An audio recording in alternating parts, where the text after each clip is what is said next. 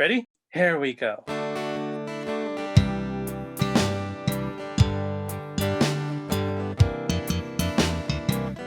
Different points of view and highs and lows. A new perspective everywhere you go. Open up your mind, drown out the noise, and see if this connected.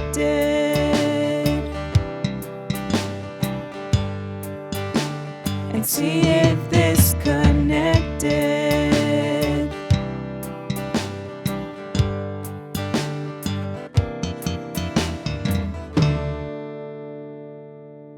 What's up, fam? The mission of this Connected podcast is to connect generations and situations about faith, life, and whatever comes along the way. To not necessarily agree, but be listened to.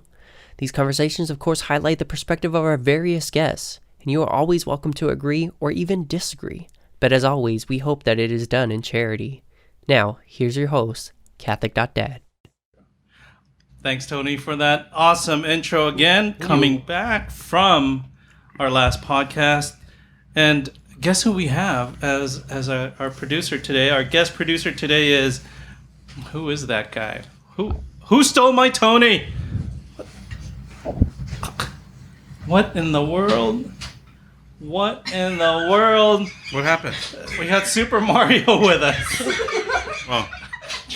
We have Super Mario. The beard has disappeared. This is no longer a podcast of two bearded men. We have... If you are not watching the YouTube version right now, go on YouTube and see what just happened. Yeah, Mario and Luigi. I guess I am Luigi, but Luigi has a beard, and we got Mario. So this is the Luigi and Mario show. And on this podcast, before we start, and people who are watching this on YouTube already see that we are at a table of plenty. We have a lot of fruit from a group of people. The Holy Spirit. The Tongan community. The Tongan community. I was like the Samoan. Oops. Didn't say that. No, sir. The Tongan community. We are at Father Alex's house. Or I'm the Bowser of the group. or the Koopa, right? Koopa, I guess you're the princess. Which one are you? Princess Peach. You're Toad. And how about Maria? Maria. Careful. Oh, the mushroom girl. No, you're the mushroom girl, no? Toad? Isn't that Toad? Is that Toad? Yeah. Oh, we got two mushroom girls. Are there any other characters? I don't know.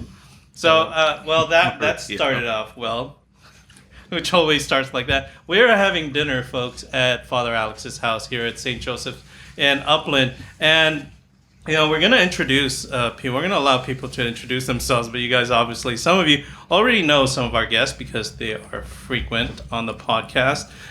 Even my wife is here. So my wife Maria is here. We got producer Tony, and we got... Bethany's boredom. Bethany's boredom. Psychologist Bethany's boredom. We have Toad. Oh. I'm sorry. That's my favorite character, though. I love the screams. That doesn't make it better. That's my favorite She doesn't character. scream. No, exactly. It fits perfect. She does this shriek thing. So we have Kim. Kim, tell us about who you are. I'm Kim. I'm 19. I go to the University of Laverne. I'm a criminology major. And I'm the communications secretary at St. Joseph's. Okay, she was supposed to be a little bit more exciting than that. So we asked her to come on the show. No. But after that, I think we're going to have to, it's like... Take two. No, I'm just kidding. And then we also have Father Alex, Bowser himself. Hello. Yep. There you go. Most awesome priests. Part of the good, the bad, the ugly. We're not going to say who's the ugly. But yes, we are at Father ASMR.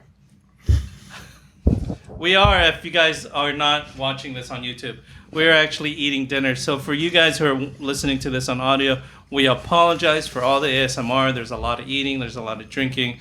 Responsible drinking of water and wine and some things. So, wholly responsible drinking. And, so that's when I'm going to go there. So we actually do have topics that we're going to talk about first.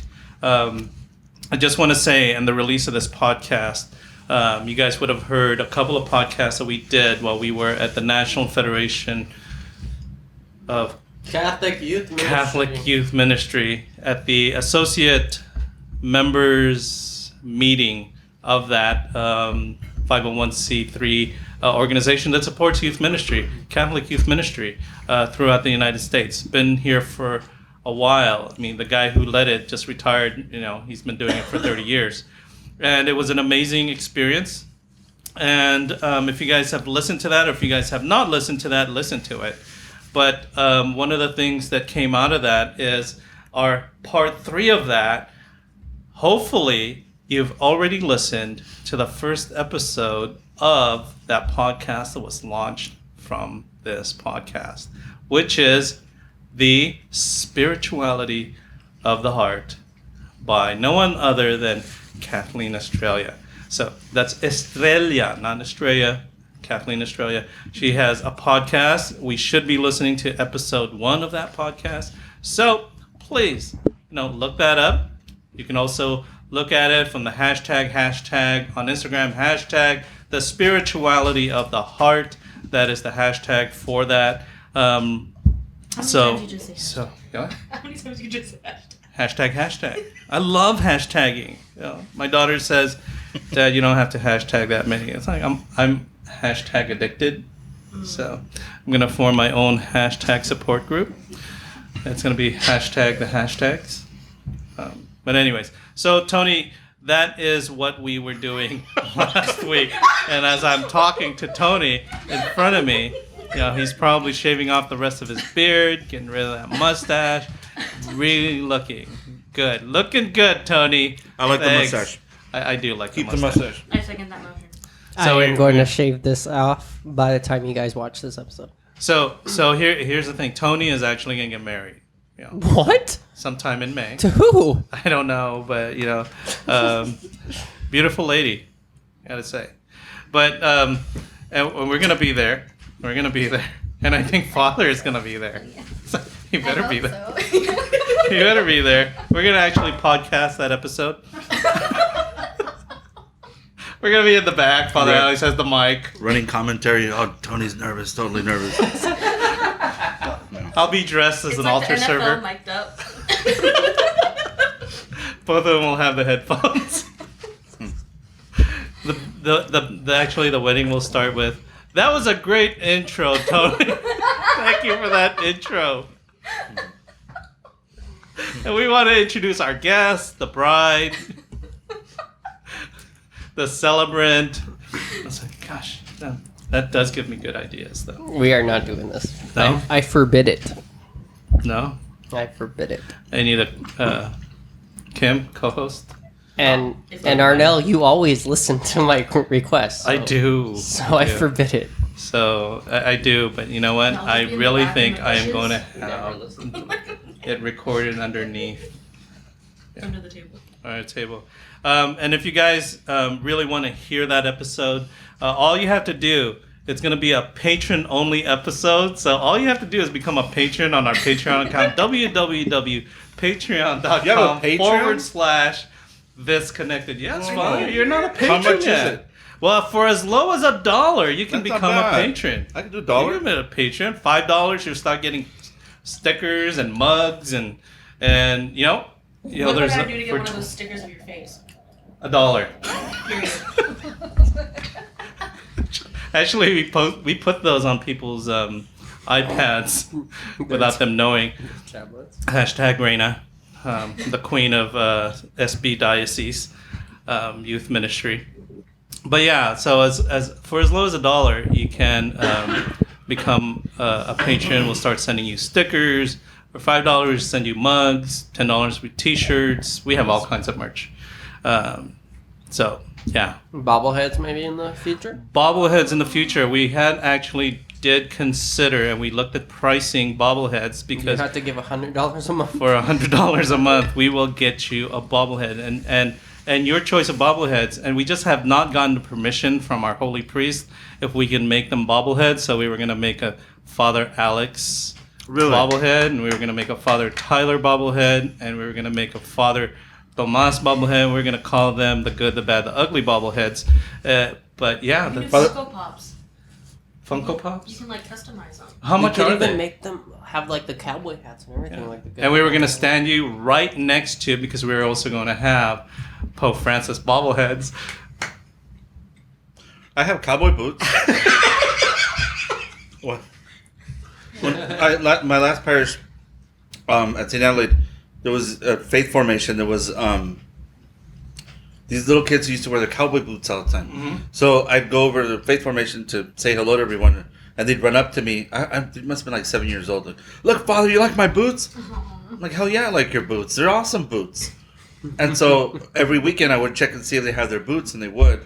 And I was like, I told them once, I had a pair of boots. So the Rocha Limon family got me a pair of boots one Christmas. And I still have them. And I've been meaning to get a tejana. What's it called? A cowboy hat. I just haven't gone. A black one. Why a black one? Because I wear my cassock. What happened when you become Pope? Pope. Then you'll have a cowboy. We're a white one. A white cowboy. Mitre. Yeah. The first bishop with a cowboy Nah, that's lame. hat. That's not traditional. If If that happens, we're like, I wonder if he'll actually do I'm it. just kidding, no. Not. I'm just kidding. He's not going to do it. But I'll just keep sending him one in the mail until he actually portrays it. That's true, but you know what? Thank you, Father, for can having only us send for so dinner. many. This is really good stuff. Where'd you get this pizza? it's called Upland Pizza. Upland Pizza. So, sponsor us. are they Catholic? I don't know. Well, regardless, we're eating pizza from Upland Pizza, real delicious pizza. So shout out to Upland Pizza. If you'd like to be a patron for as simple as $1, we'll put you on our list of patrons. So if you're listening and you go to Upland Pizza, tell them, hey, I heard you on this Connected podcast. Right? It's pretty good. I've never had it. It's really I good. wasn't gonna get Domino's or Pizza Hut, but people when they come to Upland, they're like, "Why don't we go one of those Upland places or Claremont?" So Upland, I had to try it. I heard good things about it. And I usually go to Petrelli's. Petrelli's. You sound Catholic. Is that a mountain? That's on Mountain South because there's a Fratelli's that's up Mountain North. You know, looking at restaurants and you're identifying, it's like, are they Catholic? Yeah. In Fontana, there's a pho restaurant, and we're like, hey, I think they're Catholic. And it thinks you said, so how do you know? It's like, you look at their wall, and there's a picture of the whole, the Sacred Heart of Jesus, the one that lights up, the one that's eyes follow you. Nice. And I'm like, there's a Sacred Heart of Jesus, the one that eyes follow you. It's right next to where you pay. So they're definitely not going to get robbed, because if you're ever going to rob that place, Jesus is watching. I'm like, that is so cool. So whenever we go to pho in Fontana, we got to go to the Catholic. It's the one in front of Kaiser by King Taco. So support your Catholic. On Sierra. Yeah, on Sierra. So support them. They're Catholic. Catholic pho place. So we're here. No, I'm burping.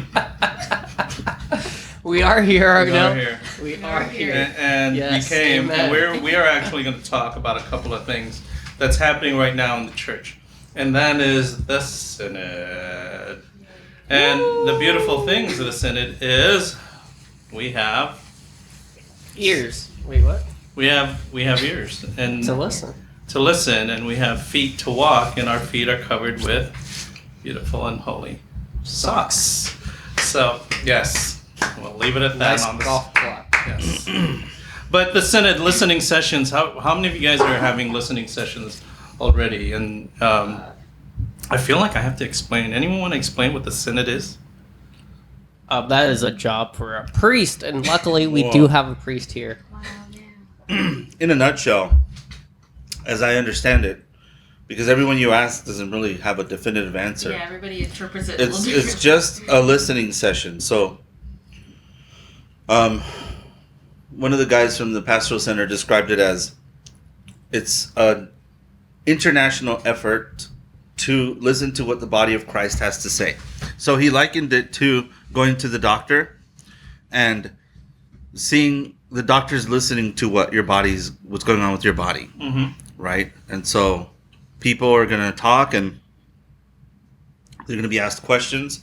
they're going to produce answers, and we're just going to synthesize those answers, and parish to diocese, diocese to region, region to the Vatican. So it's a worldwide listening session to see what the church has to say.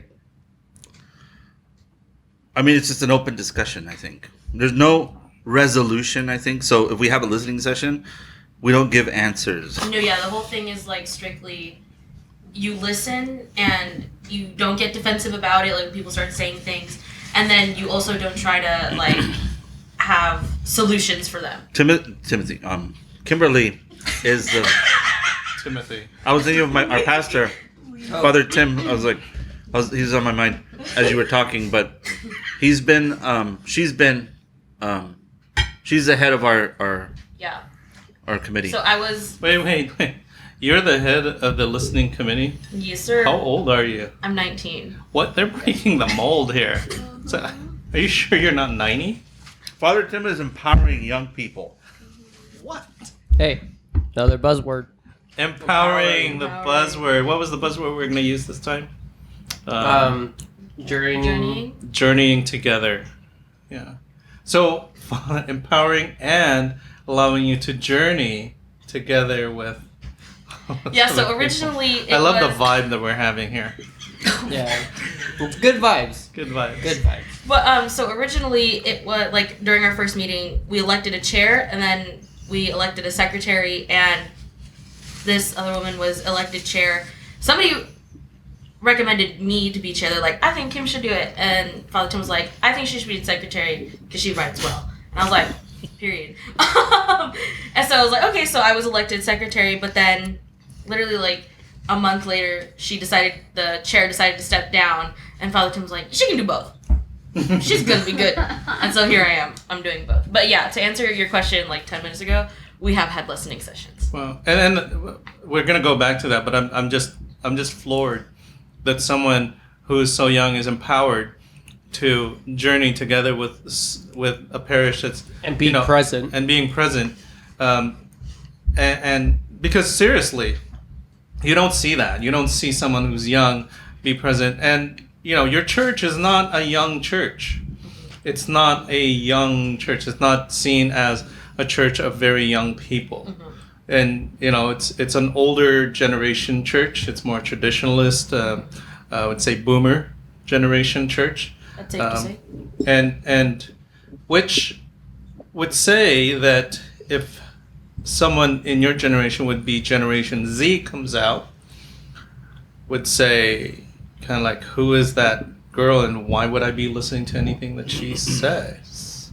Have you encountered any kind of like pushback from the older group? Not in the sense of synod, but in the sense of like other ministries I've been a part of. Yes, but I don't think I've been in charge in other ministries like I am, I guess, in this right now. But everybody seems to be like supporting me and like helping me when I need it. So it's good, especially the like the person, like one of the older people had recommended me for chair, and then everybody was like nodding. So like we're all on the same wavelength. But yeah, from so far right now, from like sense of synod, I've not received like pushback like that from the older generation. That's super cool. But I think also the fact that you're Gen Z actually is really well when we understand what Gen Z versus Millennial versus Gen X, a lot of those. That Gen Z generation, if you look at some of the things that they put out in these youth ministry things, is you guys are that generation that actually think you're our equal. Really? I'm just kidding. The way that they communicate... I would have thought. The way that they communicate is not like, I'm subordinate because I'm younger. No, my opinion matters and my ideas matter because you're that generation that has had interactions with people that's not necessarily face to face. It's like that the people on the other side of the world that you've grown up in did not know that you were only 20. I'm not there yet. But and even now with Zoom, you're having communications with people and they're like, how old is that person? So there's that you don't realize that person is actually older than you. I love that interaction with Gen Z people, but I think a lot of older people need to go through that training and address that and how to communicate and not to be offended when someone who is Gen Z comes up to you and says. If anything, I've gotten a lot of like, oh my gosh, you're so young. Like I'm so really glad to see you. I don't think that even came into question. Like, well, no, like other people. We didn't. I mean, I didn't think twice. Like, oh my gosh, she's so young, and she's leading this committee on this worldwide effort that's unprecedented in the Catholic Church and our community. No, I mean, I don't think her age ever came into question.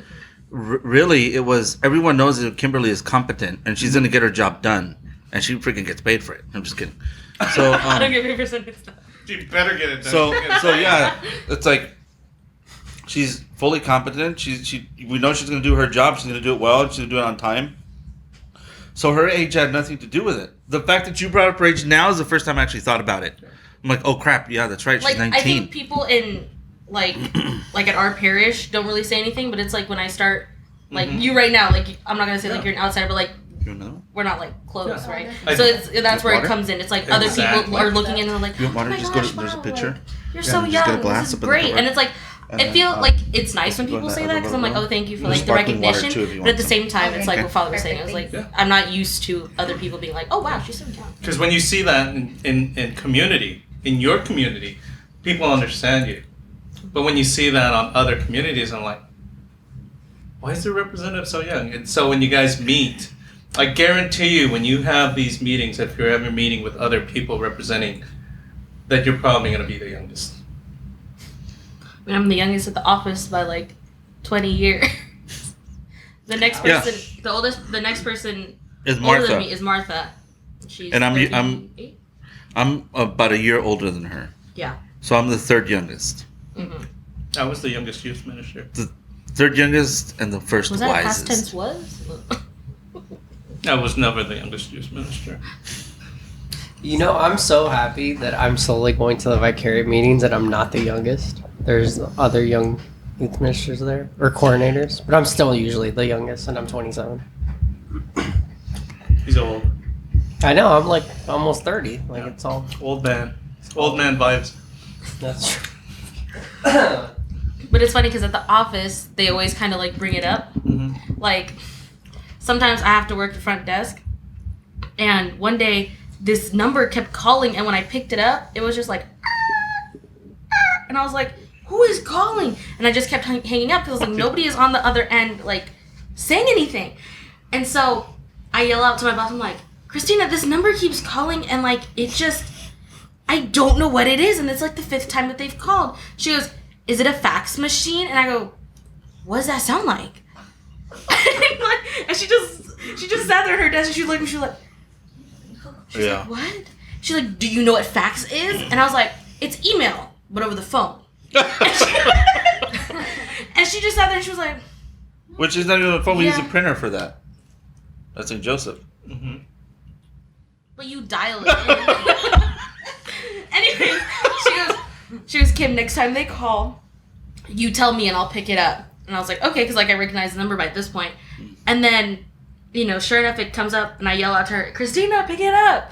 And she picks it up and like real quick, she hangs up. She goes, that's a fax machine. And then like, so we have moments like that where like really like we see the like split, but other time usually it's not a problem. Do you know what a cassette tape is? Yes. Okay.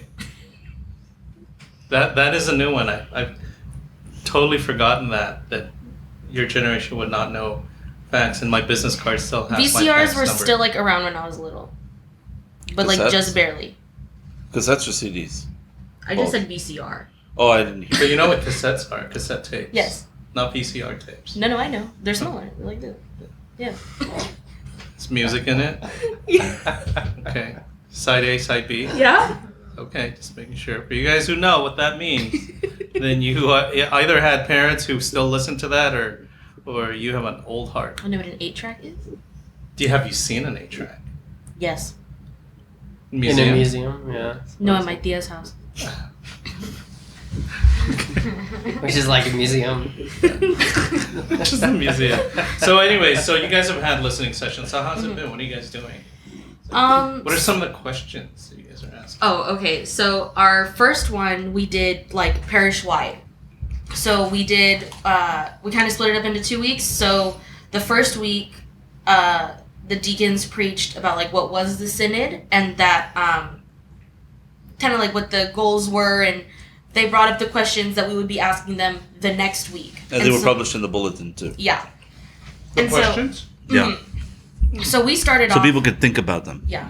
And so our first 2 questions, and this is the only 2 questions that we presented to the whole parish.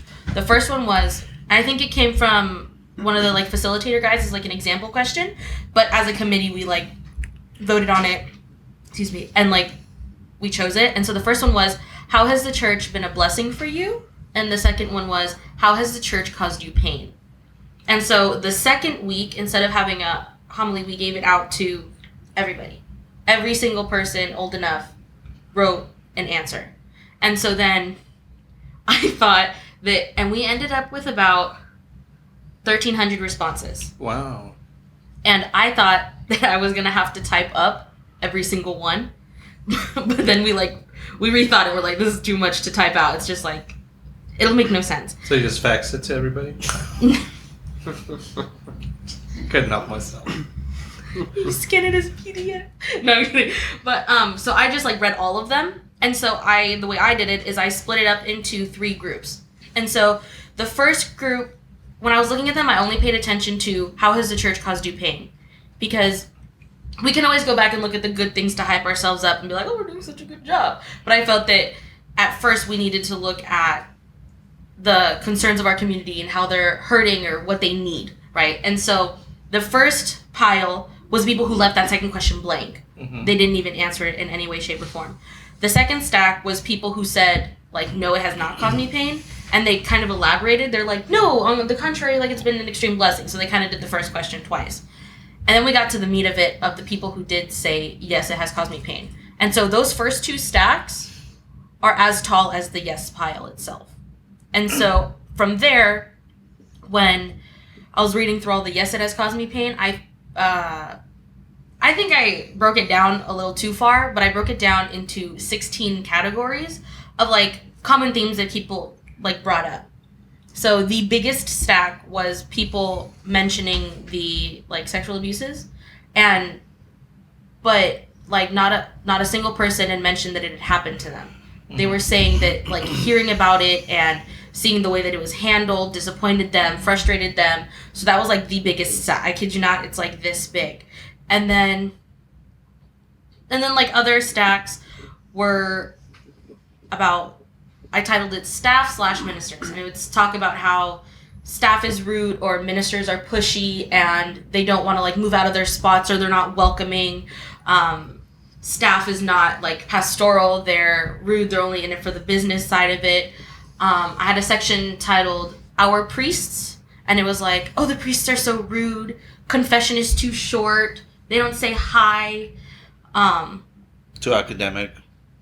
Oh yeah, a lot, like quite a few were talking about the homilies, about like, they're very intellectual and hard to understand and hard to put into place like in our day-to-day lives as workers.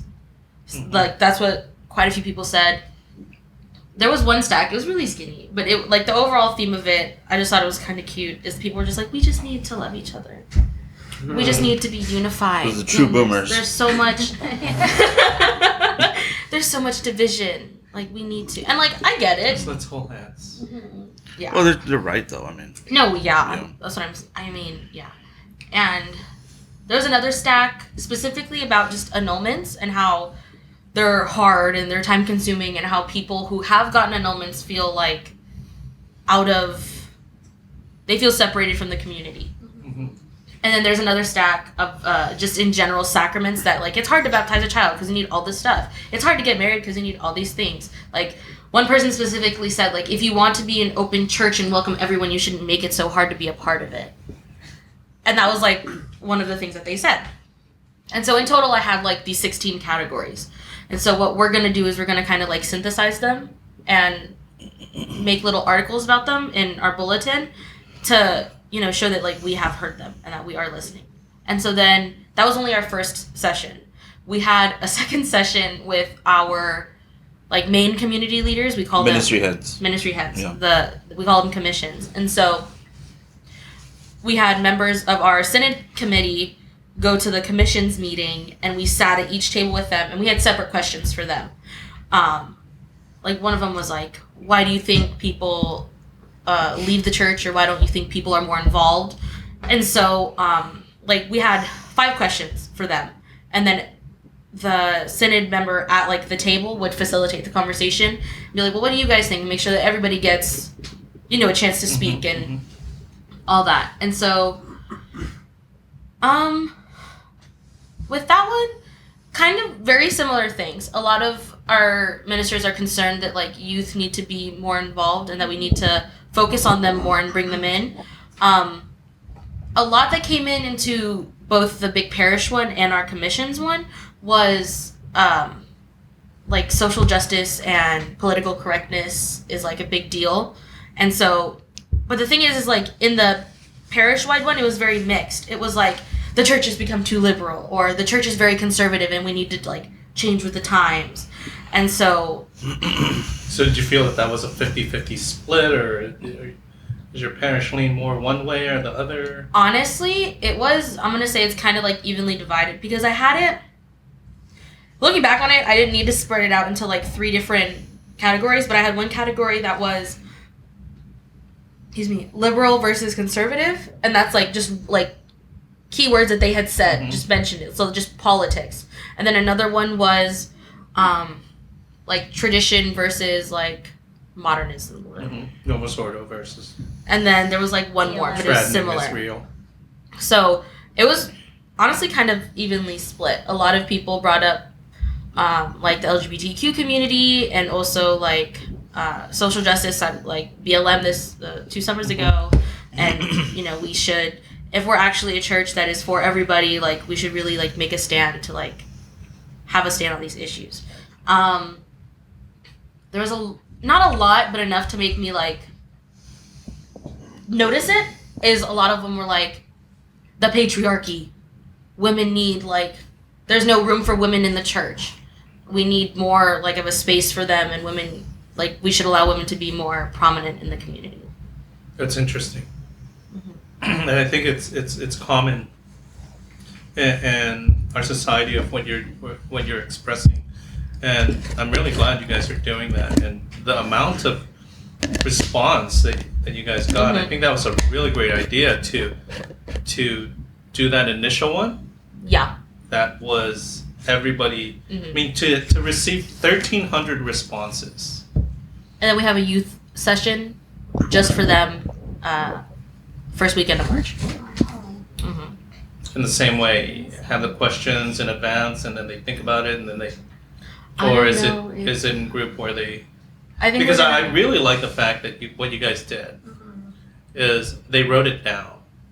Because the difficult thing for me in doing listening sessions is listening to everyone and not being able to take down all the notes. Because you just want to find key words, and in that I find myself with my own biases. Everyone says you should be open, you shouldn't have no biases.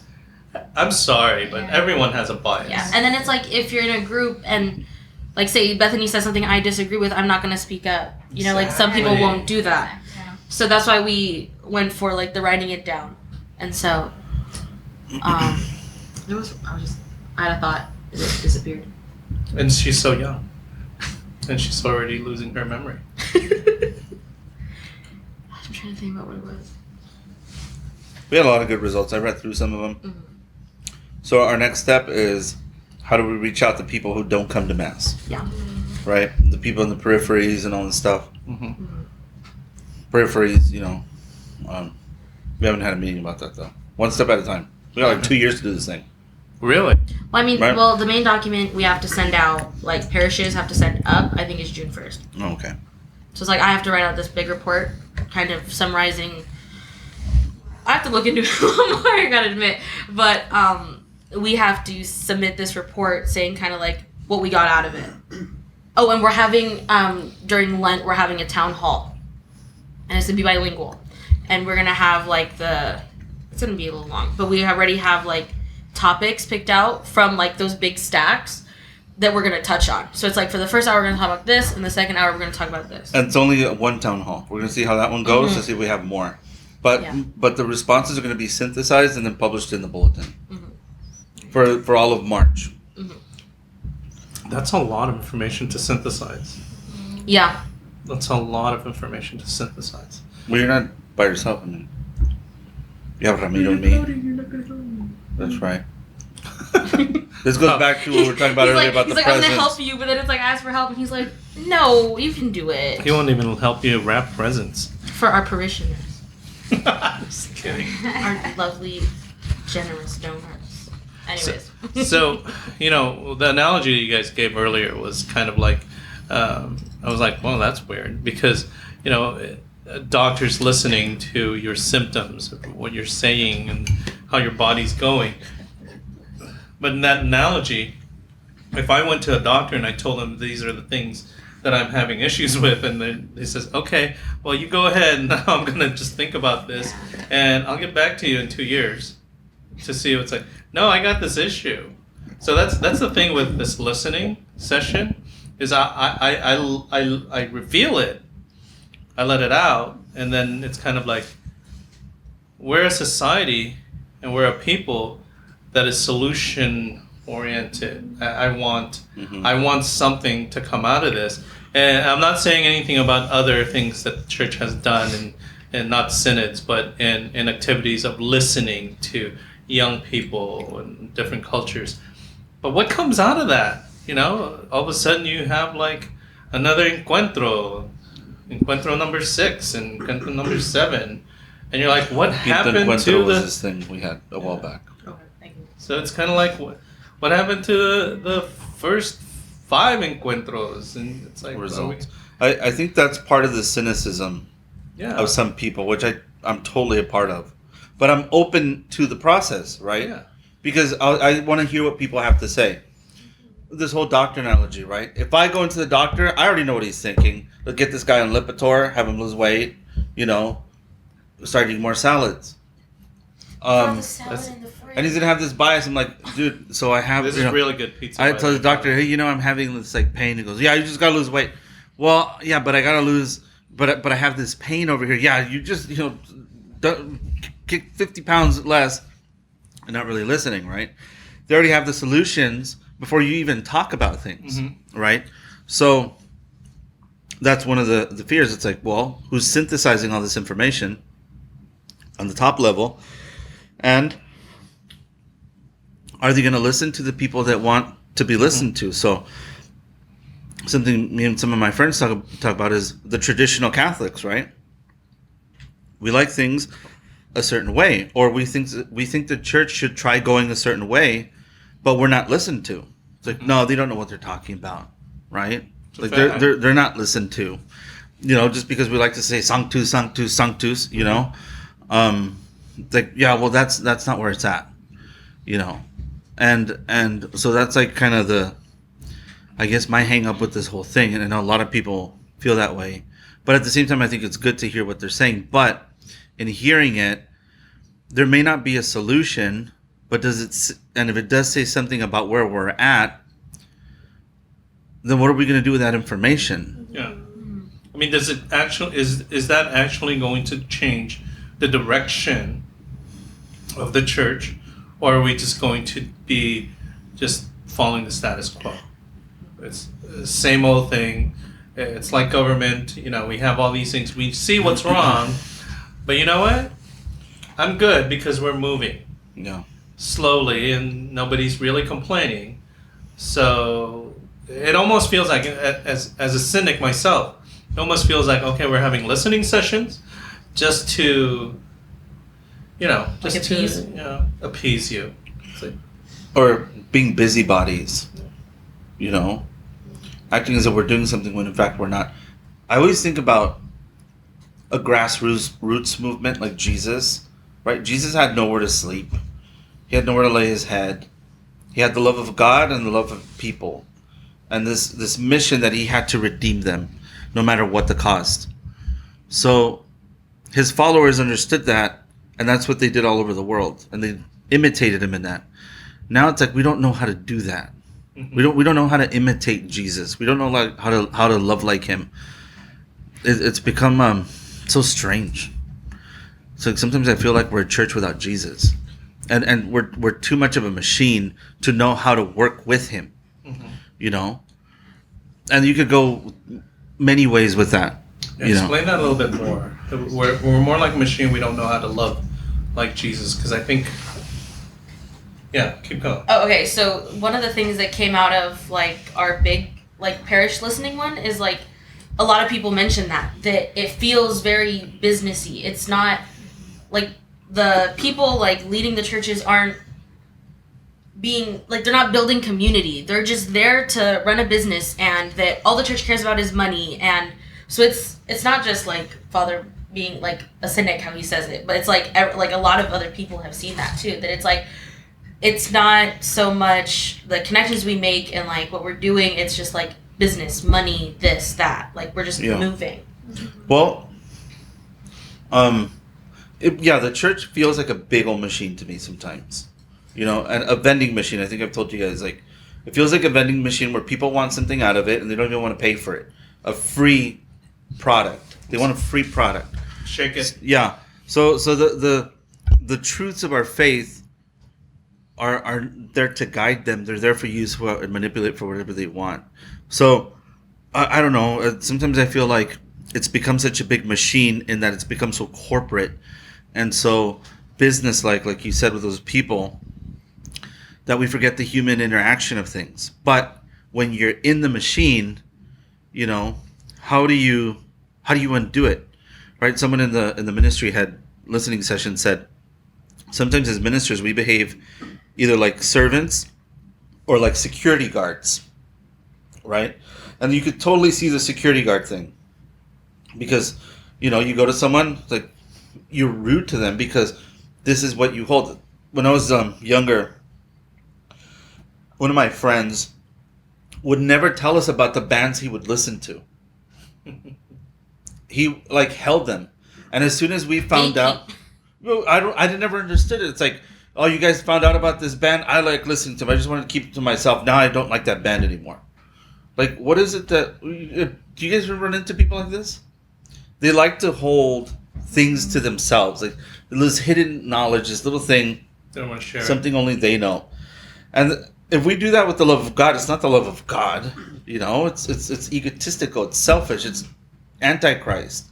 So it's just like, how do we follow the Lord in being bold, you know, and loving each other? And I totally feel that as a priest sometimes that's the challenge, you know, where it's easy to hide behind our comforts. As a priest, to go into someone's room and anoint them and not minister to those people that are in love, right? Because all these things come to mind. You know, you go in there, you want to anoint them, get out of there as soon as possible sometimes. Mm-hmm. Right? That's the thought of some of the guys. But no, you go, something I learned in this thing we have CPE is you go there and you connect with the people. So you go there and you talk to them because you're being Christ to them at that moment. We don't love Christ enough, I think, as a church to have those moments with people. Am I making sense? I'm picking up where you're putting down. Right? It's just, it feels too big of a machine. So as listening sessions, I just think they're a good opportunity to find out. Because it's like, the way that we kind of talk about it in our committee is that, okay, yeah, we're going to send this up to the diocese and then whoever, and then it's going to get to the Vatican one day, right? But we don't have to stop there. Like, on June 1st, when I send that report, we don't have to stop. We don't kind of plan on stopping. We kind of plan on taking what we have heard, internalizing it, and seeing like what we can do. In our commissions meeting, they were those people came out and they said that, you know, we just don't have enough volunteers. You know, like our ministry leaders are getting old, and you know, people mention that, oh, you're getting old, and you know, nobody's changing. But it's like, well, nobody's coming for it. No one wants to commit. Yeah, nobody wants to commit, and nobody's stepping forward. But then in the big parish one, I had like 10 people leave their name and phone number saying, I would love to be a part of this. I would love to do this. Please call me. I have an idea. Let's do it. Now, you do give people sometimes phone numbers for ministers and they don't get a call back. That's a reality. No, yeah, that too. So. Security guards. They don't fit the ministry. Yeah, I got my people that I use all the time. I don't need anyone new. Sometimes people aren't reliable. And you don't want to have to redo the training. And they might not fit. I like that you said that, you know, once you submit that final document that you're not going to stop. Because that's the discussion that Tony and I had yesterday. Because we had to conduct our own listening sessions for CMFP.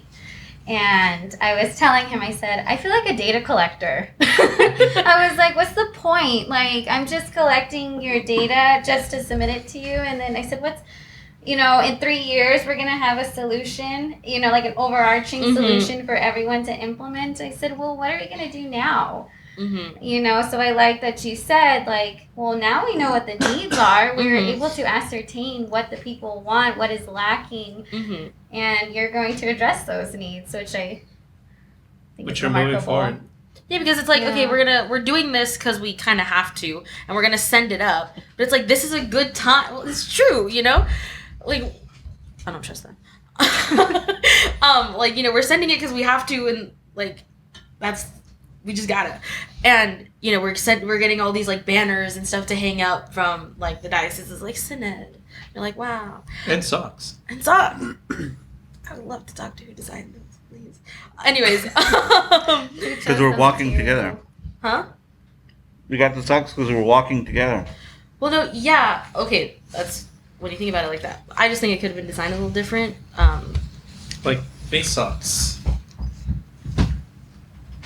Oh, that's cute. It's a map. The way. What is it? Is that Star Wars? That's from the Philippines. Camino. Please don't take your sock off. I got little beers on mine.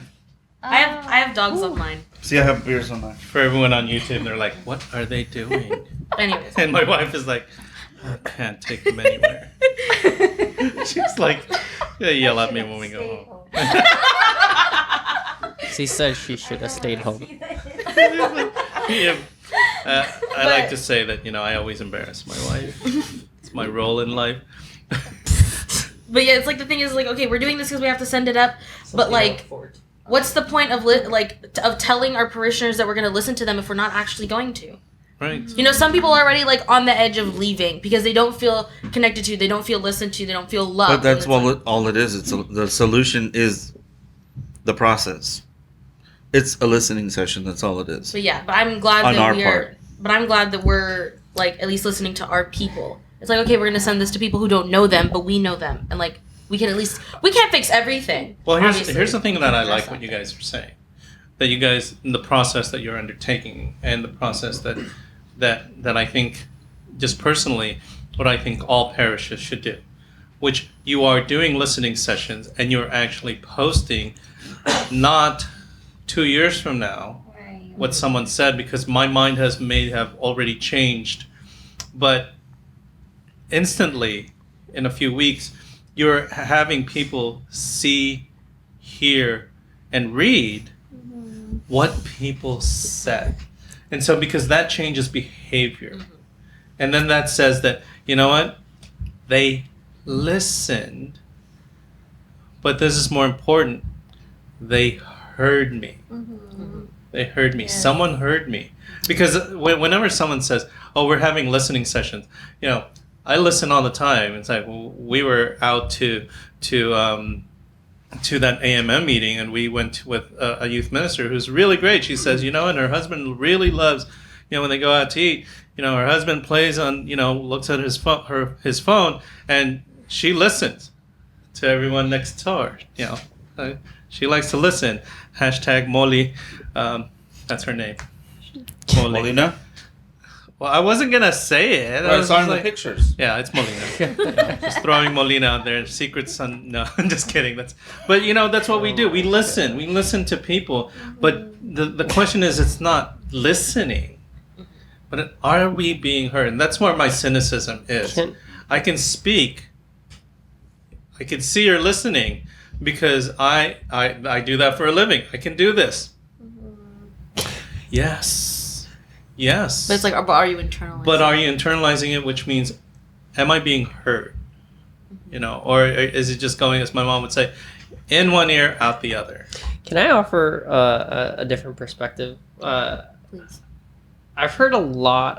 I mean, I work for the church, as you guys know, so I hear a lot of different perspectives on the synod of volunteers, parishioners, staff members, yada yada. And there is a lot of cynicism around it, but here's a little maybe food for thought. I was asked to do the panel for the combined vicariate on the Riverside Vicariate with the diocese, and I was able to do a little listening session. And it was something that I was very scared to do, and it was live, and You did well. You always do well. You always say that. but I was like, that's my man. Period. You're up there like, period. Taking screenshots of the Zoom call. But- anyway, sorry. I heard you have to. Pass it on. Oh, but with the argument of son of a gun. oh my I'm sorry. gosh, he chipped for At those least that I are It didn't was just a- put doing it was on my plate. jar. for those that are just listening to the audio sorry. version, he did chip the centerpiece of the table. It's not a centerpiece. It's a platter with fruit. That's Well, Italian I community. am so sorry, everyone on the podcast who just hurt your ears. We're gonna see R.I.P. about how we cover that. R.I.P. Headphone users, hence me. So let me pick up my heart back on the. I'm sorry, Tony. I'm sorry. Anyway, so I was doing the listening session with the diocese, and to offer a perspective of those that speak out on like, well, what is the solution going to be and that sort of thing. I've had moments in my life where this is someone that's now working for the church. I've had moments in my life where the church has hurt me so much where I didn't even want to consider myself Catholic anymore. Like I stopped calling myself Catholic in the midst of ministry. Like it wasn't like before I found God type of thing. No, it was I found God. I had that aha moment, and something had hurt me so badly that I left the church at one point in my life.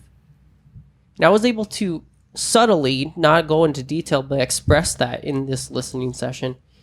And that was just a couple of days ago, and I do feel like something was broken off. Like being able to vocalize it to the church and God healing me through that. So I do think listening, we're focusing as ministers because we want to help as solution-based, and we forget that Jesus Christ is the solution, and he does the healing. That's not up to us. Not always. We can do it. We could be vessels to Christ, but sometimes listening can break through. And that's what I feel like. I feel like something's broken through because I have that wound that was been open for years, and actually being able to vocalize that in great faith, because I didn't want to do this because it was live and there were so many people. But it felt better to know people were listening. And I got a few emails from people that were sharing, like, I'm glad you were honest and thank you for doing that. And not only that, but to take it a step further, I do think it was something very important, because we know that words are important. That's why he said, God said, let there be light, because there's something about vocalizing words, because words have power. And to parishes, I think it is good to sit down and have parishioners vocalize, say their words out loud. What was that? What was it that hurt those parishioners? What was it that hurt them? And vocalize it. Because although we can do the surveys and we could do it and write it down, and you're probably going to be able to have people gather their thoughts faster that way, because they can sit down and there's pros and cons to each method. Mm-hmm.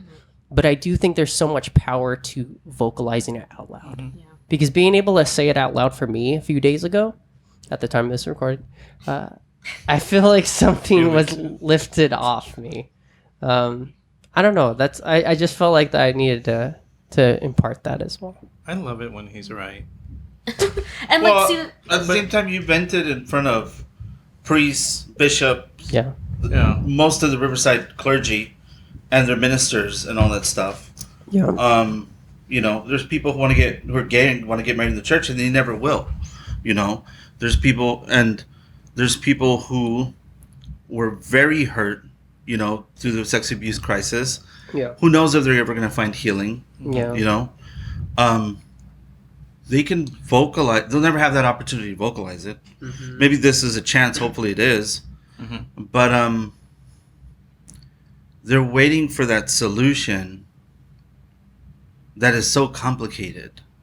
You know, it's so full of tension and history, and they're not going to get the same opportunity you did. Not talking smack, but thank you for sharing.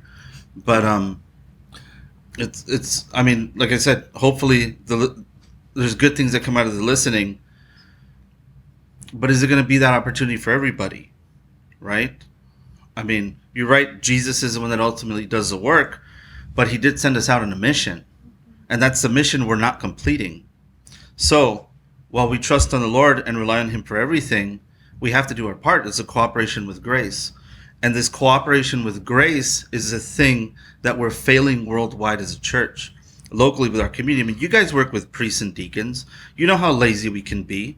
You work with you work with other ministers, right? With you, there's cattiness, there's pride, there's these human things that we just have to deal with that people put on the face of the church.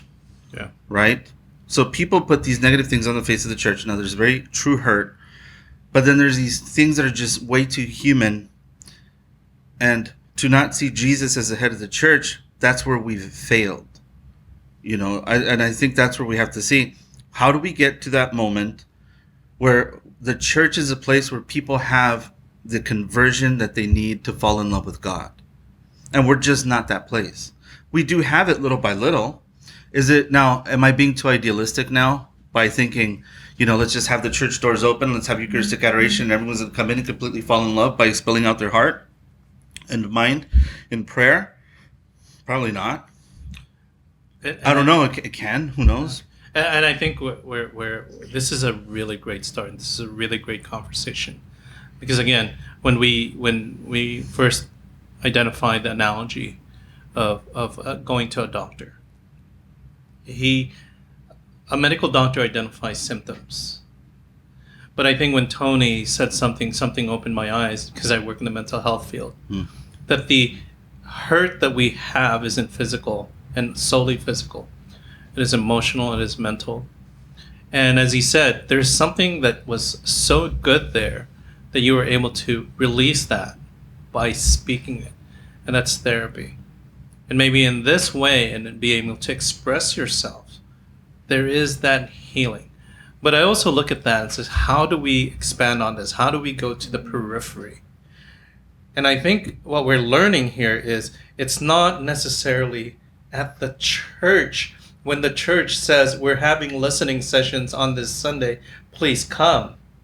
It's those people who then go to those listening sessions and, like Tony, got something out of it, and then goes to the people, his church, his family, people who are close to him, people that he encountered, people who aren't Catholic but are the children of God, and say, hey, how has the church hurt you?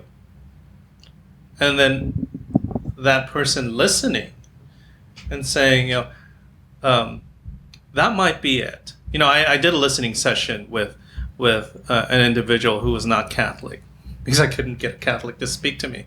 So we went outside. She was a Unitarian Universalist, and she said that the church, the capital C church, which is the Catholic Church, is like white noise. Nothing is going to change. You're such a big institution that it's just white noise. You're just there. But what she said, and what I got out of that, what she said was, but I like this. You're actually listening. That's the church, the lowercase c church, that heard that person and did not reply back and say, oh no, you're wrong in that statement. My church is not that. I did not reply back. I did not say, no, you are in error. We do not believe what you're thinking. Was just there to listen. And for a Catholic to be able to hear something that is inerrant, it's hard to not reply. It's hard to not say, let me correct you on that, but just to listen. And maybe in that way, that's what we're supposed to be doing. I don't know. That's like one of the things that they say in like the training guides. It's like you're not supposed to. The process is the solution. Is what we're doing. Yeah. So again, in most people who went into going into apologetics, it's like, you want to tell them the truth.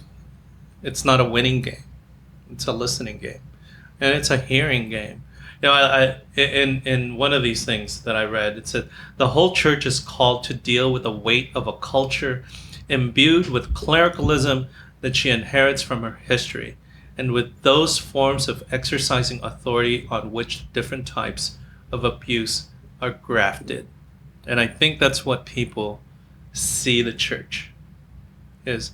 It is so ingrained that although we know it's wrong, it's just grafted into us. So they think that priests are just pontificating everything all day long and enjoying these benefits. I mean, that's what they're taking those topic of clericalism, when it's not like that at all. Right? And I think that's where it needs to be revealed. But at the same time, I mean, what are these people's agenda? When they're focusing so much on clericalism, and the people see their priest is not a clericalist. This clericism thing that was in the past. And that is a fear. That is a fear for people who understand that what is the agenda, and then this thing, and they have this listening session in 3 years. And something comes out of it, and someone decides up there, we're going to change things. And it's not what the church really desires, but it's what is decided by people in power. I'm one of those people who say, okay, we do this listening session, and they're going to decide what they're going to decide. Whether I like it or not, this is what they're going to decide. And what I'm going to be told is, you just need to be obedient. That's hard for me. That's hard for me. I've always been a disobedient husband. I've been a disobedient husband to my wife, and been a disobedient child to my mom. That was one of those. What do you call that? Kind of like it just came out. It's one of those Freudian slip. And she's here. My wife is here. She's like. But that I think I'm not the only one who has that fear that after this that I'm gonna throw it out there that they're gonna listen to the German synod and change things, and my church that I grew up with and understand is not going to be the church, and there's going to be well, I mean, what is the church that we grew up with? Oh, that's my whole issue. It's like everyone's looking around the actual problem, right? Jesus again is what we're lacking with a church without Jesus. That's what it feels like to me. White noise, I think that's a perfect analogy for it. It feels like the church is just white noise in the background, right? Again, the listening I think is good. Church-wide, I don't know where we're going to go. There's different cultures. In Africa, South America, they're going to have different responses of what we've had. In the West, we're way too spoiled, way too many advantages. I mean, I guess I should say advantages that we take for granted. And we don't ask, well, who are we and who are we really? Where do we need to go? Who is this Jesus? Are we willing to die for him? There's people who answered questions about, what's that thing called we're going through? The pandemic, right? What's that thing? What's that thing we're going through? Yeah. The pandemic. And I thought, well, I can understand how you feel that the church hurt you during the pandemic, and they're free to express whatever they want, but I think they could go deeper within that, Well, what's the deeper issue? You felt abandoned. Why? And it's just, I feel abandoned because we didn't have church from March to June, right? At the same time, it's like, well, that was a great opportunity to grow in your faith, to not have the sacraments. How many times were the Jews exiled? Yeah. Right? How many times, people that went through World War II. You know, just things in our faith, people that have died. And we go 3 months without the sacraments in public, right? And look at how much we're whining. No, there's restrictions and things that I think, you know, should be loosened and stuff like that. But we couldn't even deal with 3 months of this lockdown. You know, how do we expect, I don't know, I guess I'm way too cynical. But how do we expect to die for the Lord? When as soon as any little tribulation comes, we start to complain. And then I'm supposed to feel grateful for the fact that I've been given something and it's still not enough. You know what I'm saying? Mm-hmm. We don't know how to love Jesus. We don't do everything we can for him. And I think that's just worldwide. I don't know, I think the drink got to me. We don't love Jesus enough. We don't love Jesus enough. No, we don't. None are we willing to die for him. If they came, you know, the woke mod came and started to wanting to take us out to the streets and strip our clothes off and wanting to kill us. Are we willing to do that? How many Catholics are going to say no? Kimberly? I'm not saying you. I'm just. Am I just overthinking it? No, we've had this conversation before, and like it makes sense. I think when during the pandemic, rum got to me. During the pandemic, my mom and I, like, right away, Father Tim had us set up like a YouTube. He had me set up the YouTube channel for the parish, and like we worked with our director of music, Luis. We figured out how to like live stream, and we figured out like literally within like the first week of quarantine, we already had like mass ready to live stream. Mm-hmm. But obviously, it was like really slim, like fit, like a really small group. Like it was Father Tim celebrating, Luis was doing the music, and I was lecturing. You know, it was just me and my iPhone. Yeah. And so. You don't love Jesus enough. Anyways, like we were doing that, and like we would do like 2 masses in English and then in Spanish. My mom would lecture for the Spanish one, so it was just like the 4 or 5 of us sometimes in there, and I had gone to a meeting about like a week into quarantine, and one woman said that, you know, she helps like her pastor do live stream their daily mass, but she does not. She, even though she had the opportunity to receive the body of Christ, she didn't, because everybody else couldn't. And I really took that to heart, and so it's like 2 weeks in I stopped taking the body, because like it was like you were saying, it's like how many people go so long without it, and so it's like I decided that I would too. I don't know how that applied, but I lost my train of thought. Well, I would have done the opposite. I think if I was in a state of grace at that point, I would not have denied myself Christ, but I would have offered that up to receive Christ. And then I'm not saying that you're but for me, I would have loved the opportunity to receive Christ for everyone else who couldn't. And that's not trying to say, oh, how fortunate I am. Mm-hmm. But there's also this practice that I learned from my Spanish community that we've never done at least I've never been taught in my Filipino community, that I'm offering my Eucharist for somebody else. Yeah. We never do that. I mean, it's not saying that we Filipinos are selfish. We just assimilate really well. But that is such a beautiful expression mm-hmm. of for me, Jesus' love and my love of Jesus, that I can offer up you, that I get to receive you, but I'm offering it up for someone else. That's what my mom did. It's a desire, I think. When you receive the graces of God, it's a desire that, you know, the Lord blesses you with so many graces, you wish to share them with someone else. Mm-hmm. I think that's where it comes from. Yeah.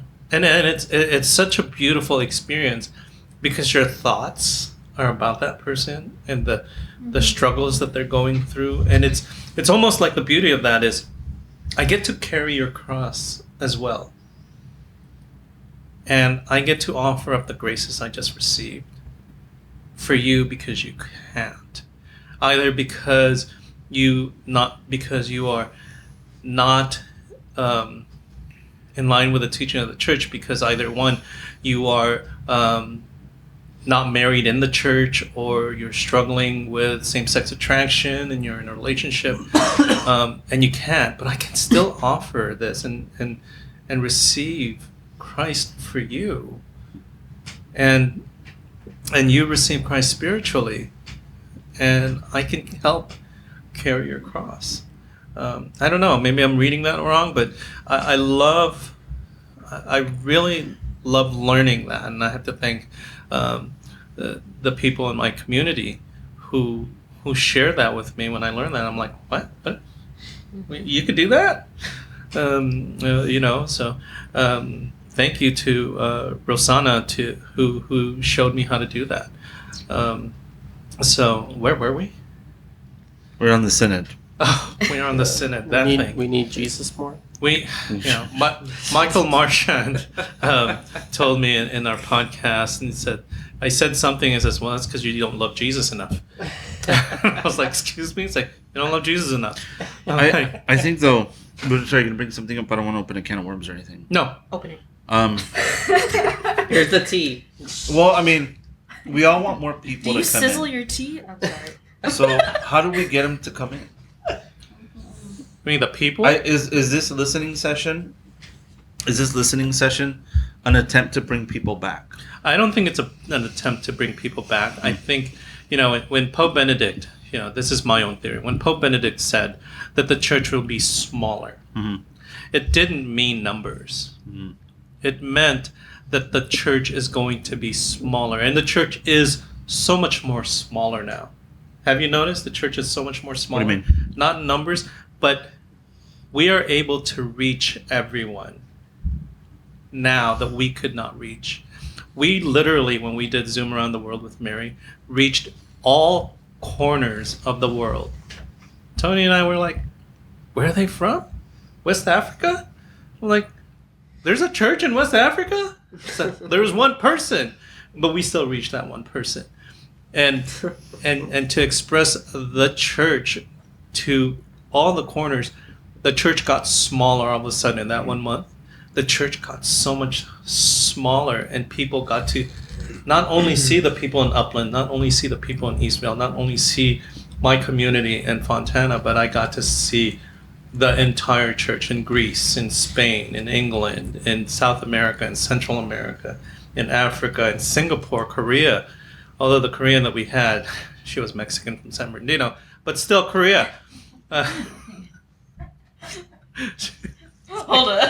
She was teaching Call out abroad. Kim. Oh, okay, cool. I was like, well, wait a minute. She was teaching. She's a Mexican teaching English in Korea. Go Vibes. figure that out. Those vibes. But that's my thing, is the church is going to get smaller. But I don't think it's, can we bring them in? My concept of that is in the new evangelization is the church going out. And so this whole thing of journeying together is not to get them in. It's to get those people who are churched or who are in church to get off their keisters. You know what that means? It's an old word. And go out and listen to the people and say, why aren't you coming in? And then just say, well, okay. And those people saying, aren't you going to ask me to come in? It's like, well, you can if you want to, but I'm just here to listen to you why you're not. So thank you. So I think that's my concept in reading the documents, is not to listen to the people in the pews. It's to listen to those people in the pews, get them activated, so when they go out, they also listen. So maybe I'm wrong. Maybe someone's listening out there and says, hey, Well, that's what we're supposed to be doing anyway. Yeah, going out. This is just a different way of doing it. Yeah. Well, it kind of goes back to what you were saying. We haven't been doing it. We haven't been doing it, which is why, this is a good opportunity to maybe start now on to start doing it, because we should have already been having these conversations. We should have we should be able to, like, the bishops go to the pastors, hey, what's the needs of the church, and they should be able to relay it at any given moment, right? In a perfect world, that that would be great if we were having those regular conversations with all of our parishioners and having those commissions or whatever the thing is. But we aren't, right? And even further expanding outward outside of the church. So, I mean, just going back to what Arnell was saying, this is kind of like my interpretation of it, is this is a good starting point to do something that we should have already been doing. And kind of tagging on to what you were saying earlier about, like, just vocalizing what, like, you wanted to say, like, vocalizing your pains is already, like, helping you out. Father Tim, that day that we had everybody, like, filling out the papers, he goes, if you don't want to write anything down, please call the office tomorrow morning, make an appointment with me. I will sit with you and I will listen to you. Mm-hmm. And sure enough, people did. Right. He had appointments that whole week of people he's like, how do you like your coffee? Let's talk. Yeah. And so I think people were like, at least at our parish, were like really like open to it, because it was like, he's like directly inviting me. He really wants to know. Mm. So, yeah. Amen. Thank you. Yeah. I just want to affirm that was a real I listened. That was what? I listened. You listened. Thank you. Thank you for saying that. Practicing my listening session skills. But going back to the point you were making, I think the fear some of us have is that the synod is a hidden agenda for something that's already been figured out, right? So what if the higher ups in the Vatican already have the document they want to produce out with the agenda that they have out? Because it's not like they wouldn't do it. They've already done it in the past, you know? So it's like, oh, here we go again, you know? It's like the Amazon Synod. So what are they doing now? Right? That was 2 years ago. People like us, right before the pandemic, coincidentally. So people like us, we're not seen as periphery people. No one listens to us. That's true. Yeah. Is that being listened to? The people, who I don't know. I think I'm just venting. I think this is my listening session. It could be. I'm listening. I'm listening. But you know what? But here's the thing. I've gained more from this listening session of our discussion, and this is literally, discussion / listening session. I don't think it's a listening session. I think it's a venting session. But I've gotten more from listening to you, and listening to you, and listening to Father, and listening to you, and my wife looking at feeling me, her vibes, Her energy. Her staring at you as you get that jar of cookies. There's no eggs in them. I saw that stare. And I saw how you tried to calm her down by offering her cookies first. You tried to get her attention. You were putting them all on your plate, and you're like, "Is she noticing what I'm doing?" And you know how I'm hiding one? Is that why you have them like that? Yeah, so she only sees it. Little by little, he's been tearing them apart. He was pulling him out of the jar and looking at her, and she wasn't. I don't know. She was. Sometimes she was looking, sometimes she wasn't. And he was just like. I saw a cookie and he put it on the plate. I'm like, oh crap! And Kimberly's right there. She's gonna think he didn't like the cookie, but he's just been eating it little by little. I love cookies. Chocolate chip cookies are my most favorite, and I put them in a little muffin tin. And they're like, I thought she made muffins, and I'm like, oh, she made muffins, but they're muffin chocolate chip cookies. Yeah. They're so like cool. it. It's like, Well, because I had to adjust the recipe. They're like little toad mushrooms. But yeah, the whole listening session, I was very much a cynic regarding it. But maybe there is something that's already been addressed, and there's already something that's already planned.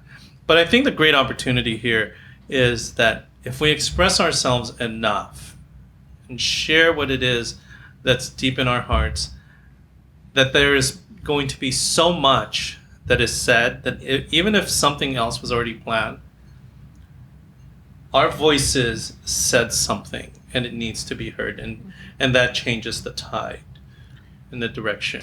During the weekend we had the listening session. I was actually excited because I kept reading the cards, and it was really exciting to hear some of that stuff because it gives us something concrete to work with, at least at our parish level, at least there. And again, being cynic. Now, I totally trust in the Holy Spirit, so don't look at me like that. Something that the ministers, the ministry heads, they voiced, their concern was because people don't want to commit because they don't respect the laws of the church, because they refuse to see them as something they have to follow. They're never going to commit. They're never going to want to volunteer. It's like, well, yeah, that's true, but can we change that attitude? Mm-hmm. That's my whole thing. Can we change it, and how do we change it? Do we have to fast? We have to beat ourselves every Friday on our backs with whips? I don't know. What do we have to do? Is that even possible? And with that, is that a fear? It's almost like when someone says that. Well, then you just quit and just lay down and wait for death. Just wait for the second coming. Yeah, it's like, well, they're not going to come, so why bother? I think we're missing the point of what it is to be a church that goes out and evangelizes and shares the good news. How do we do that, though? You just go out. Just keep my thing is, when I did ministry, and Maria still hates this because we're stuck. It's kind of like, can we go home now? The Spanish Mass is starting. And we have an hour and a half gap in between Mass, by the way. But it's for me, ministry and what church is to be continuously inviting even though they don't want to come. And seeing that one youth who says no every single day, every single Sunday, and every single time you see them as Stated Brothers. Hey, I didn't see a youth group last week. Didn't see you the last 20 weeks. You come in next week? And they're like, no. Well, you tried. Yeah. And I think it's the constant invitation and constant witnessing to the person that you do care that eventually they come. Yeah. Eventually they come. And here's my thing. In working with people with developmental disabilities, teaching someone how to change their own clothes does not take overnight. My one success story in working 17 years at a developmental center, I saw hardly any other fruit.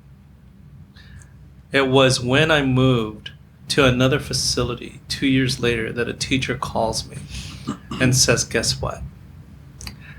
She's at the Fairplex. I'm like, who's at the Fairplex? I said, Christy. Like, you're kidding me. She hasn't been out of that facility since 1950 when she came in. And she said, no. Remember all the things that you did? People continue to do that. And she got out in 2010 to go to the Fairplex. And the one cool thing is she still remembered my name. I still called in sick. I'm like, I haven't worked there in decades. But that's the thing. That's how I see things. It's the constant invitation that I may not see that, but I know because I have hope that it's going to happen because it's what's supposed to happen. It's the good things.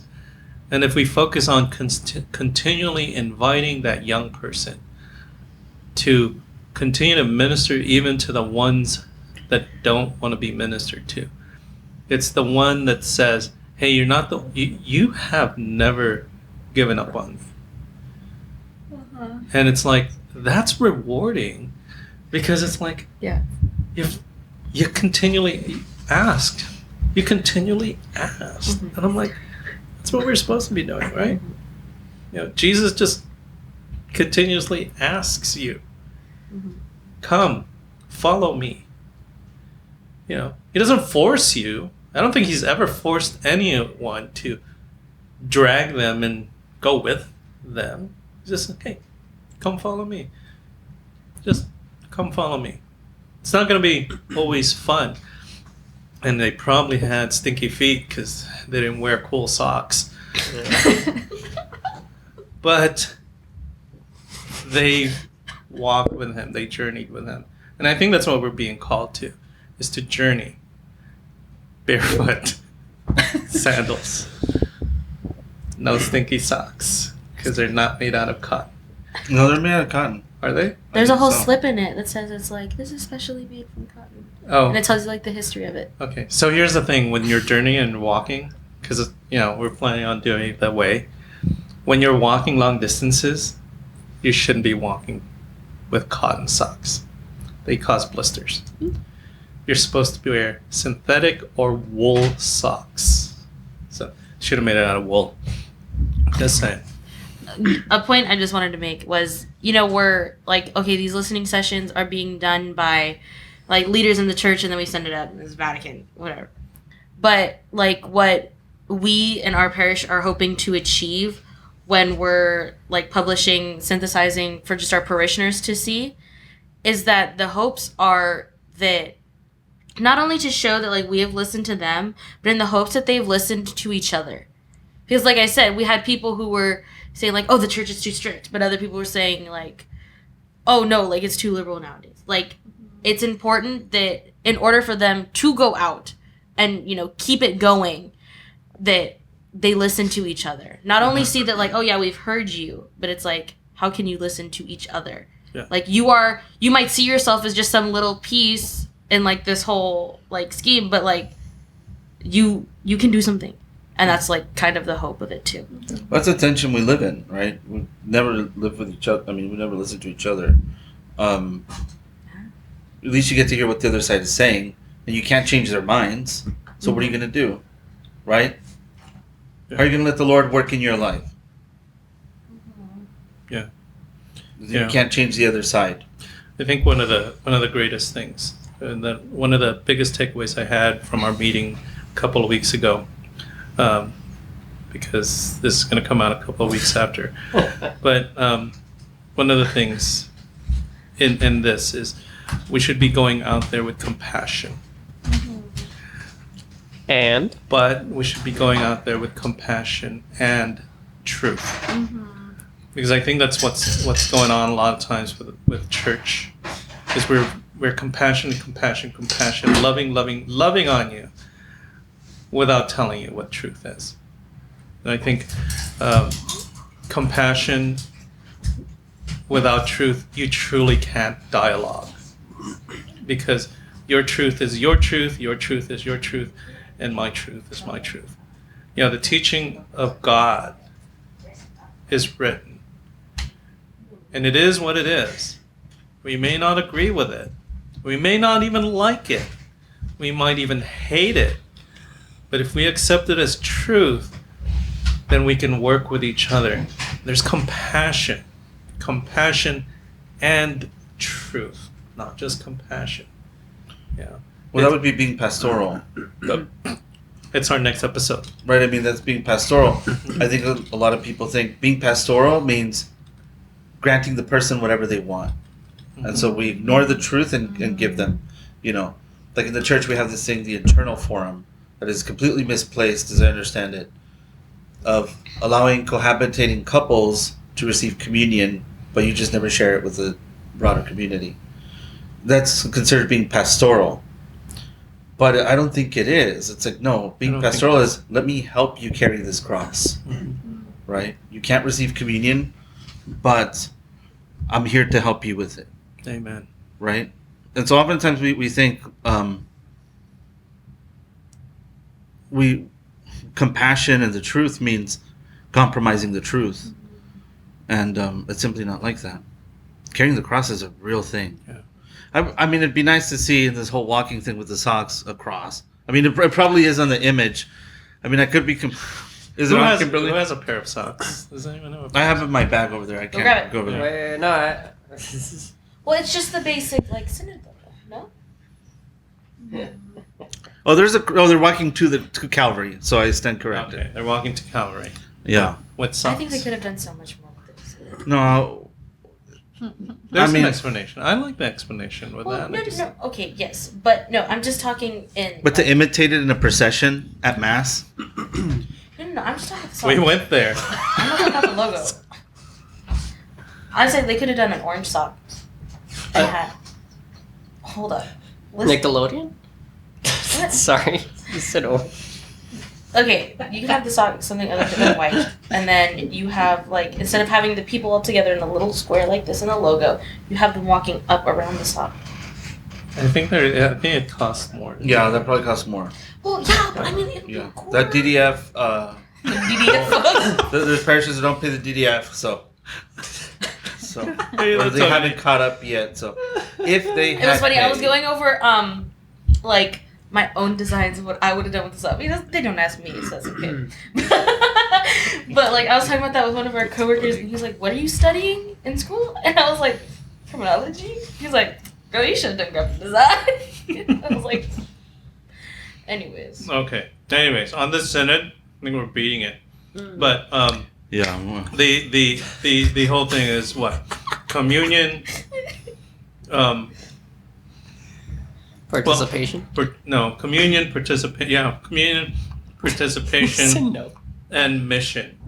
but what kind of communion? Because in the Catholic Church, communion means assenting to the truths it teaches, while being, I think But again, it's just a listening session. Mhm. We're just listening. that's listen. That's all it is. To everyone, go forth I keep wanting solutions, but it's just a and listening listen. session. Just listen. Linda, Listen. honey. Linda. What's that? Listen. The Listen. Ooh. video that went viral of that little boy. Linda, that's Linda, like, Linda. listen. Linda. We're Oh, I think so. We're I think teaching so, yeah. Gen Z. Gen Z is teaching us. So Yes, it's Linda, a beautiful listen. That was when listening she was still a session little right girl, there. though, when that video came out. Yeah. Yeah, listen. Dang. Listen, Dang. Linda. All right. So on that note, and this is probably going to be coming on to our next time that we talk about this. I've always wanted to talk about, and this is nothing against me thinking that Pope Francis is going to be getting really old, but there's also, we still have Pope Emeritus, and I always have this conspiracy theory in mind that, Pope Emeritus Benedict is still in control, and Pope Francis just... I read an article about that on Facebook the other day. And you know what's if it's on Facebook? Have you done a podcast on conspiracy theories? No, I love them. we're gonna do that next I month. used to talk to Father David Andel about conspiracy theories all the time. We'd be in the kitchen and be like, "Hey, David, have you heard about this?" He goes, No, you got a lot of time on your hands. I'm like, "No, it's in the news. He would It's in the say news." that. He goes, "No, I haven't heard it." I'm like, "It's just a conspiracy thing. I'm not saying it's true or not. I'm just saying this is what's out there." And I used to tell him about them all the time, and then he'd ask me about conspiracy theories because I'm really into them at some point. Have you They- heard about that one where it's like all the people like in the government are like lizards? Yes. Oh, guys, this is going to went be a another really direction. great episode. To 'Cause be this'll take us- continued? This is going to be one of those to be continued. I warn parishioners against them because they can be so drawing that they don't focus on their spiritual lives. Right. So I'm not saying the New World Order is a conspiracy, but I'll A say lot of people wrote about that in the Senate stuff. What? Period. Yeah. I'm not saying it's not true. I'm not saying it is. But there's a danger to that it's so alluring that that's what your spiritual and your interior life focuses on. That you're ignoring the fact that you have to change what's within. Anyway, sorry. In this next episode, I know what episode, it's going to be really quick though. We're going to need more foil. So we put some foil hats on. Because this is literally going to be super cool. Conspiracy theories. We're going to talk about it. But I'm not saying what I'm going to say here is because, Pope Francis is going to die or anything soon. But I always, every time that we elect, that they elect, that another Pope is elected, growing up, I only grew up with Pope John Paul II. And all of a sudden there was like, what? We have a Benedict and like Habemus Papam. And then we had Pope Francis, Habemus Papam. Like literally when we elected new youth leaders, we would do a synod style, election. We would have an election and Conclave? Conclave. We'd have white smoke. We would like Habemus Papam. So we got a new youth minister because it just so interests me. So I always like every time that there is a pope and they're getting old, a new pope needs to come. So I always look at that as what are the odds, and it's like I'm like, are there people who bet on that? And yes, there are. People who bet on everything. They're actually betting on who the next pope is. So I want to ask you guys, who do you think is going to be like next in line for the pope? I honestly don't think I'm like educated enough. You know what? I don't Out follow. there. Yeah, I don't follow the Cardinals. You know who's I'm a an good idiot. one to ask? Father Tyler Tripp.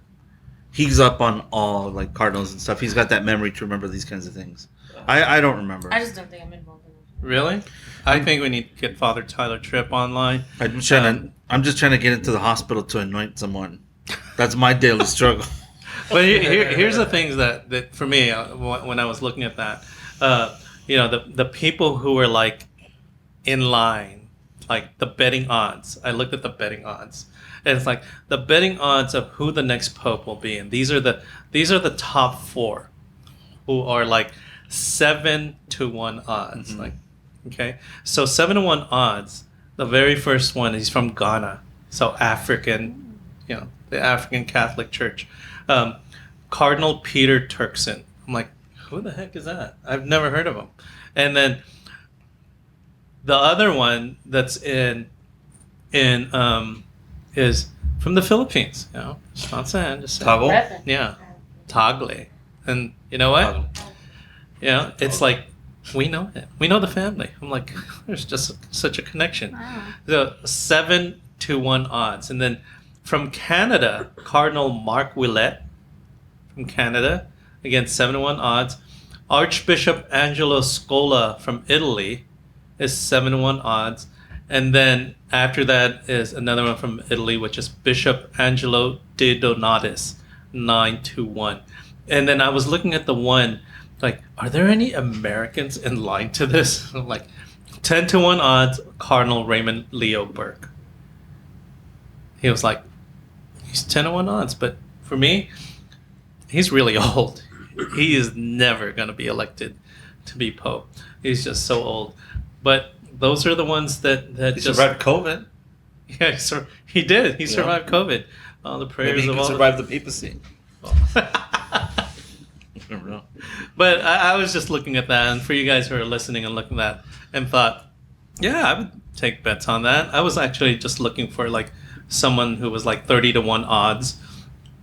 And I was looking at our bishop and how far along he was, and that he's too young. Yeah, I don't really think it's kind of like the president of the United States. I don't think they'll elect another one that's like really young, or a Supreme Court justice of the United States. They always pick them old. Because I think if you picked someone super young, it means you're going to have a pope for a very long time. I think the last one that they did that was Pope John Paul, and they're like, yeah, that was way too long. But he was pretty awesome. He was awesome. And hopefully one day we will have another awesome pope just like him. Not saying the current popes are not awesome. I'm not saying that. But it could be understood that way. Yeah, it could be understood that way. I'm going to leave it at that. So, you guys... You should leave the Synod stuff that we heard about. Oh yeah, they were pretty brutal. They call them apostate and all this other Not stuff. a single good thing. Not one single good thing. Really? I looked through my stack of good thing. Have you looked through your stack? I have of not good? looked at my second thing. You just need to get to that. Anyways. I'm just trying to get to the hospital. Now I gotta synthesize stuff. You said you did. He's just trying to anoint the sick. Not a single good thing.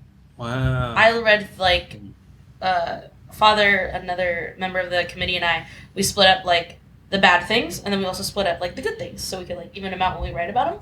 And in my stack of good things. Now, are you seeing that? Now, I don't know your parish. Mm-hmm. Now, is your parish more conservative leaning or more liberal leaning? What you would say? I can't tell because all the conservatives draw to me. Oh. They talk to me. So just reading the papers, it's like split. yeah, I think it's split. And that's It's a interesting because majority. even in our community, But I see it where as we, like an older, more conservative. and it's interesting because in my community where we are predominantly Hispanic community, there's a lot of Hispanics who don't like Pope Francis. And I found that really odd because they will not call him Pope. Wow. They'll call him by his name.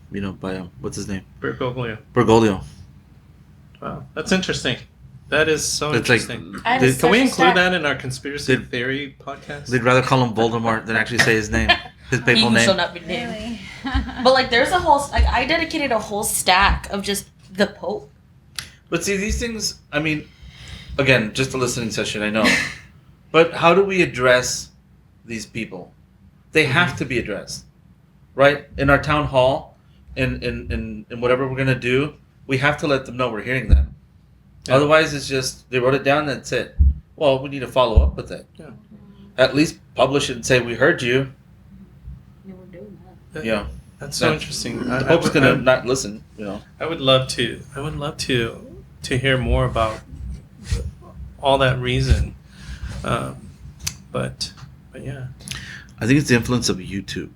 No, I'm not saying again that he's a bad Pope. There's a lot of stuff he does that I think is amazing. Calling out clergy, which he started to do at the beginning of his pontificate, was really awesome. But I think YouTube has a lot of influence on stuff. All social media and the negativity. People are more, to quote Father Tomas in our conversations, when people are more obedient to a YouTube priest than they are to their own bishop. Ouch. That's true, though. You know. Period. Yeah, and that's true. You may not agree with your bishop, but he's your bishop. And the fact that on YouTube it's very short clips, and and you don't hear All of the long conversation. I just remember that when I had conversations. Remember the Catholic school kids in Washington D.C. From what was that, Kentucky, where they with the Native American. They were racist and they were wearing Trump hats. Oh, yeah. And they were from Catholic school.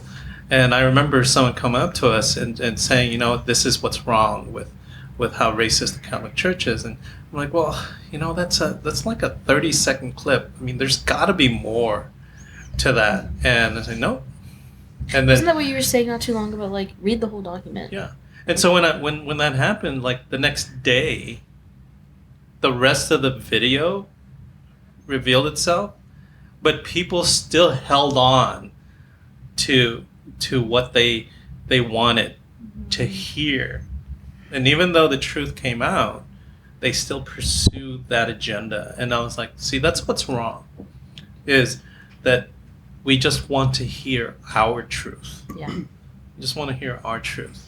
And we feed more fire into that truth, our personal truth, instead of saying, you know what? I screwed that one up, and yeah.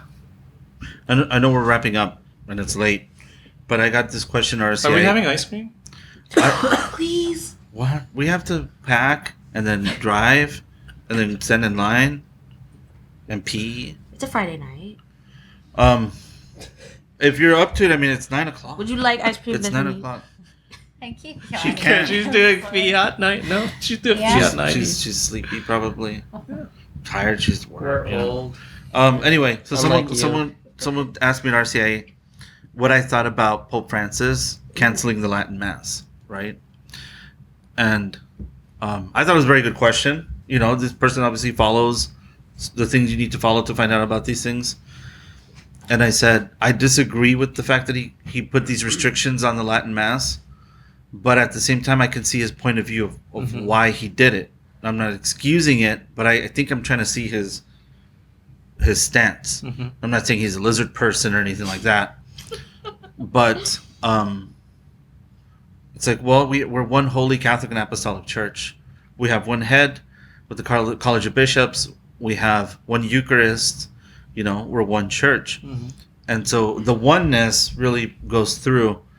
This is my way of thinking. We even have one language, Latin, right? And it's like, well, you have one Mass, and all of a sudden it appears that there's two, and people are being divided, right? It just so happens that this very traditional one is attracting a lot of people. So they're not being attracted to the one everyone else is used to. So you put a stop so everyone can go back to the other one and go there. Was that a solution? I don't think so. I don't think we did the other one very well to begin with in the first place, right? It's like it gets lost in the details. Yeah. Pope Francis doesn't like Latin Mass people. I don't know if he does or not. I don't think he does. I mean, I don't think he dislikes them, but I think he just sees it as not a source of unity to have two. Again, I'm not excusing it. I'm just trying to see his point of view, but it's just different ways of looking at it. Trying to get the whole truth nowadays is just kind of difficult. Yeah. And there's a lot of people who push the envelope of division because it feeds. For me, it's my personal opinion, it feeds their listenership.